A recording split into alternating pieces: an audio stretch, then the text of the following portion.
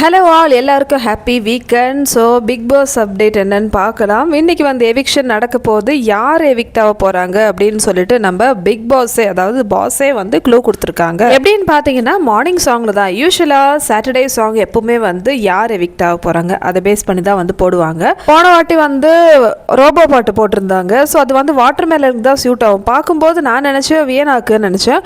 ஆனால் அப்புறமேட்டு தான் தெரிஞ்சுது ஆமாம், வாட்டர் மேல் தான் எப்போவுமே லவ் சுற்றிட்டு இருப்பாரு. ஸோ அவருக்கு ஏற்ற பாட்டு தான் வந்து போட்டிருக்காரு. ஸோ இந்த வாட்டி என்ன பாட்டு போட்டிருக்காரு அப்படின்னு பார்த்தீங்கன்னா, ஸோ இது யாருக்கு செட் ஆகுதுன்னு பார்த்தீங்களா? யோசிச்சு பார்த்தீங்களா? ஆமாங்க, நம்ம பிரஜனுக்கு தான். ஏன்னா ஒரு சைடு தங்கச்சி, ஒரு சைடு பொண்டாட்டி, அப்படி தானே வந்து இவர் கேம் ஆடிட்டு இருக்காரு. இந்த பாட்டு 100% மேட்ச் ஆகிறது வந்து நம்ம பிரஜினுக்கு மட்டுமே. ஸோ இந்த மாதிரி கேம் ஆடுறாரு இல்லையா, ஸோ உனக்கு வந்து அந்த பாட்டை வச்சிடுறேன்னு சொல்லிட்டு நம்ம பிரஜினுக்கு வந்து எஞ்சிருங்க பாட்டு வச்சு க்ளூ கொடுத்துருக்காங்க. இன்றைக்கி வந்து நீ தாண்டா அவுட்டு, நீ தாண்டா காலின்னு சொல்லிட்டு. ஏன்னா இவர் வீட்டில் மற்றவங்க எல்லாருமே வந்து நீ காலி, உன்னை முடிச்சிருவேன், உன்னை போட்டுருவேன், வார்ன் பண்ணுறேன் அப்படின்னு சொல்லிட்டு வார்த்தைகள் தான் வந்து சொல்லிட்டு இருக்காங்க. சுபிக்ஷா கிட்டேயும் வியன்னா கிட்டேயும் தேவையில்லாமல் வாய் கொடுத்து இவர் வந்து இந்த மாதிரி வார்த்தைகள்லாம் விடுறாரு.